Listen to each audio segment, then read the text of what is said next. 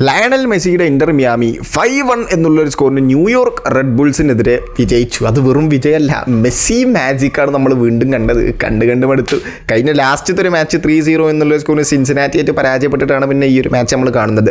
New York red ബുൾസിനെതിരെ Inter Miami 5-1 എന്നുള്ളൊരു സ്കോറിന് വിജയിച്ചു. Messi 2 ഗോളും ഒരു അസിസ്റ്റും പ്രൊവൈഡ് ചെയ്തിട്ടുണ്ട്. അതും ആദ്യത്തെ ഒരു ജോഡി ആൽബൻ്റെ ഗോളിൻ്റെ ഒരു അസിസ്റ്റ് കാണണമായിരുന്നു. നല്ലൊരു അളന്ന് കുറിച്ച ത്രൂ ബോൾ എന്നൊക്കെ പറയില്ലേ, അങ്ങനത്തെ ഒരു ടൈപ്പ് ബോൾ മെസ്സിയുടെ അസിസ്റ്റ്. എന്നാലും അത് കഴിഞ്ഞ് ആദ്യം ന്യൂയോർക്ക് റെഡ് ബുൾസാണ് ഒരു ഗോൾ സ്കോർ ചെയ്തത്.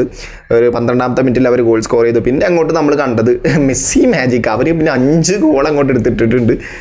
അങ്ങനെ 5-1 എന്നുള്ളൊരു സ്കോറിന് മെസ്സിയുടെ ഇന്റർ മിയാമി അവർ MLS അവർ വിജയിച്ചിട്ടുണ്ട്. മെസ്സിയുടെ വക 2 ഗോളും ഒരു അസിസ്റ്റും പ്രൊവൈഡ് ചെയ്തിട്ടുണ്ട്.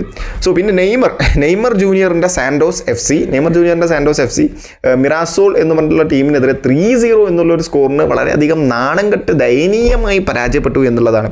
അപ്പോൾ ലാസ്റ്റ് സാൻഡോസിൻ്റെ മാച്ചൊക്കെ നമ്മൾ കണ്ടതാണ്. ഫ്ലെമിംഗോക്കെതിരെയായിരുന്നു 1-0 എന്നുള്ളൊരു സ്കോറിന് ഫ്ലെമിംഗോയോട് എന്താ പറയുക പോരാടി വിജയിച്ചിട്ട് ആ ഒരു ഫ്ലെമിംഗോ എന്ന് പറയുന്നത് ടോപ്പാണ്, ബ്രസീലിയൻ സീരിയ ലീഗിലെ ടോപ്പ് ടീമാണ് അവരോടൊക്കെ 1-0 എന്നുള്ളൊരു സ്കോറിന് വിജയിച്ചിട്ട് മിറാസോൾ പോലത്തെ ഒരു ടീമിനെതിരെ 3-0 എന്നുള്ളൊരു സ്കോറിന് പരാജയപ്പെട്ടു.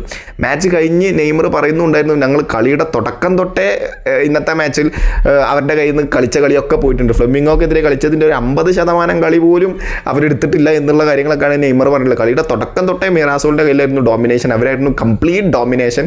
സോ അവർ അതിൻ്റെ റിസൾട്ടായിട്ട് 3 ഗോളും കൊണ്ടുവന്നു.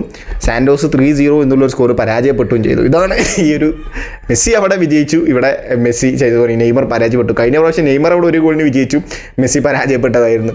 സോ നമുക്ക് നോക്കാം എന്തായാലും. Thank you so much.